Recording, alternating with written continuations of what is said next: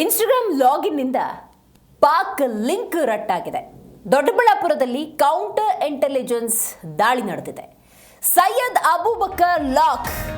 ಹೌದು, ದೊಡ್ಡಬಳ್ಳಾಪುರ ನಗರ ಪೊಲೀಸರಿಂದ ಪಾಕಿಸ್ತಾನ ಜೊತೆ ಸಂಪರ್ಕದಲ್ಲಿದ್ದ ವ್ಯಕ್ತಿಯ ಬಂಧನವಾಗಿದೆ. ದೊಡ್ಡಬಳ್ಳಾಪುರದಲ್ಲಿ ಕೌಂಟರ್ ಇಂಟೆಲಿಜೆನ್ಸ್ ದಾಳಿಯಾಗಿದೆ. ಬಿಎನ್ಎಸ್ ಅಡಿ ಕೇಸ್ ಬುಕ್ ಆಗಿದೆ. ಸದ್ಯ ಸೈಯದ್ ಅಬೂಬಕರ್ ಲಾಕ್. ಪಾಕ್ ಗ್ಯಾಂಗ್ಸ್ಟರ್ಗಳ ಜೊತೆ ಇನ್ಸ್ಟಾ ಮೂಲಕ ಸಂಪರ್ಕ. ಇಸ್ಲಾಂಪುರ ನಿವಾಸಿ ಸೈಯದ್ ಅಬೂಬಕರ್ 28 ವರ್ಷದ ವ್ಯಕ್ತಿಯನ್ನ ಬಂಧಿಸಲಾಗಿದೆ.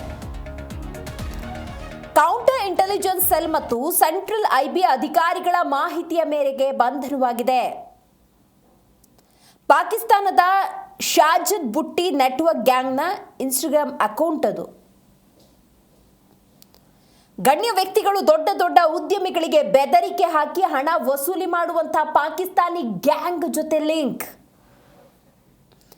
ಹಾಗಾದ್ರೆ ಆ ಅಕೌಂಟ್ ಹೆಸರೇನಿತ್ತು ನೋಡಿ. ಇನ್ಸ್ಟಾಗ್ರಾಮ್ನ ಹಮಾದ್ ಮೆಮಾನ್ 333 HAMMADMEMON 333 ಪಾಕಿಸ್ತಾನಿ ಗ್ಯಾಂಗ್ನ ಅಕೌಂಟ್. ಇದರ ಜೊತೆ ಸಂಪರ್ಕ ಹೊಂದಿದಂಥ ಆರೋಪಿಯ ಬಂಧನ. ಹೆಸರು ಇಸ್ಲಾಂಪುರ ನಿವಾಸಿ ಸೈಯದ್ ಅಬೂಬಕರ್. 2 ವರ್ಷಗಳಿಂದ ಪಾಕಿಸ್ತಾನಿ ಗ್ಯಾಂಗ್ನ ಜೊತೆ ಇನ್ಸ್ಟಾಗ್ರಾಮ್ನಲ್ಲಿ ಸಂಪರ್ಕ ಹೊಂದಿದಂಥ ಆರೋಪಿ. ಕೇವಲ ಸಂಪರ್ಕನ ಅಥವಾ ಬೇರೆ ಯಾವುದಾದ್ರೂ ಕೃತ್ಯಗಳಲ್ಲಿ ಭಾಗಿಯಾಗಿರುವಂಥ ಹಿಸ್ಟ್ರಿ ಏನಾದರೂ ಇದೆಯಾ? ಡೀಟೇಲ್ ಆಗಿ ಪೊಲೀಸ್ ಇನ್ಫಾರ್ಮೇಷನ್ ತಗೋಬೇಕಾಗತ್ತೆ. ದೊಡ್ಡಬಳ್ಳಾಪುರದ ಇಸ್ಲಾಂಪುರ ಮನೆಯಲ್ಲಿದ್ದಂತಹ ಸಂದರ್ಭದಲ್ಲಿ ಆರೋಪಿಗಳನ್ನು ಪೊಲೀಸರು ಬಂಧಿಸಿರುವುದು. AC ರಿಪೇರಿ ಕೆಲಸ ಮಾಡ್ತಾ ಬೆಂಗಳೂರಿನ ಮಸೀದಿಯಲ್ಲಿ ಪಾಠ ಮಾಡ್ತಿದ್ದ ಆರೋಪಿ ಅನ್ನೋದು ಸದ್ಯಕ್ಕೆ ಲಭ್ಯವಾಗಿರುವಂತಹ ಮಾಹಿತಿ. ಇದ್ರ ಬಗ್ಗೆ ಹೆಚ್ಚಿನ ಡೀಟೇಲ್ಸನ್ನು ನಮ್ಮ ಪ್ರತಿನಿಧಿ ವೆಂಕಟೇಶ್ ನೀಡ್ತಾ ಹೋಗ್ತಾರೆ. ವೆಂಕಟೇಶ್, ಯಾರು ಈ ಸೈಯದ್ ಅಬೂಬಕರ್? ಆತನ ಹಿನ್ನೆಲೆ ಏನು? ಪೊಲೀಸ್ನವ್ರಿಗೆ ಈ ಕ್ಲೂ ಹೆಂಗೆ ಸಿಕ್ತು?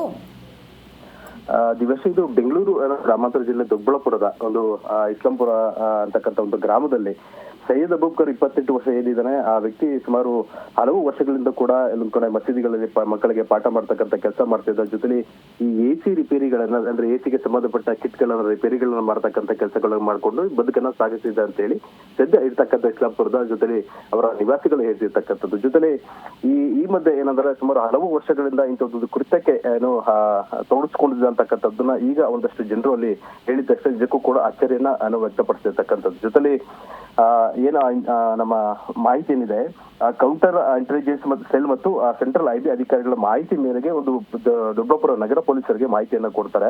ಆ ಮಾಹಿತಿ ಮೇರೆಗೆ ಖಚಿತಪಡಿಸಿಕೊಂಡು ದೊಡ್ಡಬಳ್ಳಾಪುರ ನಗರ ಪೊಲೀಸರು ನೇರವಾಗಿ ಇಸ್ಲಾಂಪುರದಲ್ಲಿ ಇರ್ತಕ್ಕಂಥ ಏನು ಈ ಸೈಯದ್ ಅಬೂಬಕರ್ ಇರ್ತಕ್ಕಂಥ ವ್ಯಕ್ತಿ ಮನೆಗೆ ಹೋಗಿ ನೇರವಾಗಿ ಬಂಧಿಸ್ತಕ್ಕ ಕೆಲಸ ಮಾಡುತ್ತೆ. ಬಂಧಿಸಿದ ತಕ್ಷಣ ಅಲ್ಲಿ ಇರ್ತಕ್ಕಂಥ ಅವರ ಏನು ಇನ್ಸ್ಟಾಗ್ರಾಮ್ ಐಡಿಗಳನ್ನ ಮತ್ತೆ ಅವ್ರು ಯಾವ ರೀತಿ ವಹಿವಾಟುಗಳನ್ನ ಮಾಡ್ತಿದ್ರತಕ್ಕಂಥದ್ದು ಮೇಲ್ನೋಟಕ್ಕೆ ಒಂದು ಅಧಿಕಾರಿಗಳು ಸೂಚನೆ ಕೊಟ್ಟಿದ್ದರ ಮೇಲೆಗೆ ಇದನ್ನ ಖಚಿತಪಡಿಸಿಕೊಂಡು ಪೊಲೀಸರು ಒಂದ್ ಕಡೆ ಏನೋ ಹ್ಯಾಮೋಮ್ ಅಂತಕ್ಕಂಥ 333 ಅಂತಕ್ಕಂಥ ಒಂದು ಐಡಿ ಮೂಲಕ ಪಾಕಿಸ್ತಾನದ ಶಬಾದ್ ಅನ್ನೋ ಬುಟ್ಟಿ ನೆಟ್ವರ್ಕ್ ಗ್ಯಾಂಗ್ ನ ಮೂಲಕ ರೆಗ್ಯುಲರ್ ಗೆ ಸಂಪರ್ಕದಲ್ಲಿರ್ತಕ್ಕಂಥದ್ದು ಖಚಿತಪಡಿಸಿರ್ತಕ್ಕಂಥದ್ದು. ಜೊತೆಲಿ ಈ ಹಿಂದೆ ಕೂಡ ಮೇಲ್ನೋಟಕ್ಕೆ ಹೇಳ್ತಿರ್ತಕ್ಕಂಥದ್ದು 2 ವರ್ಷಗಳಿಂದ ಕೂಡ ಆತನ ಸಂಪರ್ಕದಿಂದ ಆ ಇನ್ಸ್ಟಾಗ್ರಾಮ್ ಐಡಿ ಮೂಲಕ ಪ್ರತಿಯೊಂದು ವಹಿವಾಟುಗಳನ್ನ ಮಾಡ್ತಿದ್ದ. ಜೊತೆಲಿ ಬಹುಮುಖ್ಯವಾಗಿ ಎಲ್ಲ ಗಮನಿಸಬೇಕಾಗಿರ್ತಕ್ಕಂಥದ್ದು ದೆಹಲಿಗೆ ಹೋಗಿ ಈ ನೆಟ್ವರ್ಕ್ ಅನ್ನ ಜೊತೆಲಿ ಏನು ಸಂಪರ್ಕ ಹೊಂದಿಕೊಂಡು ಅಲ್ಲಿ ಒಂದಷ್ಟು ಟ್ರೈನಿಂಗ್ ಅನ್ನು ಕೂಡ ಪಡೆದುಕೊಂಡು ಬಂದು ಇಲ್ಲಿ ಅವರ ಮತ್ತೆ ಪಾಕಿಸ್ತಾನದಲ್ಲಿರ್ತಕ್ಕಂಥ ಆ ಗ್ಯಾಂಗ್ ಏನಿದೆ ಗ್ಯಾಂಗ್ ಜೊತೆಲಿ ಈತ ನೇರವಾಗಿ ವಹಿವಾಟುಗಳನ್ನ ಅಂದ್ರೆ ಮಾತುಕತೆ ಮೂಲಕ ಸಂಪರ್ಕಗಳನ್ನ ಮಾಡ್ತಕ್ಕಂಥ ಕೆಲಸ ಆಗಿತ್ತು ಅಂತ ಹೇಳಿ ಖಚಿತಪಡಿಸಿರ್ತಕ್ಕಂಥದ್ದು.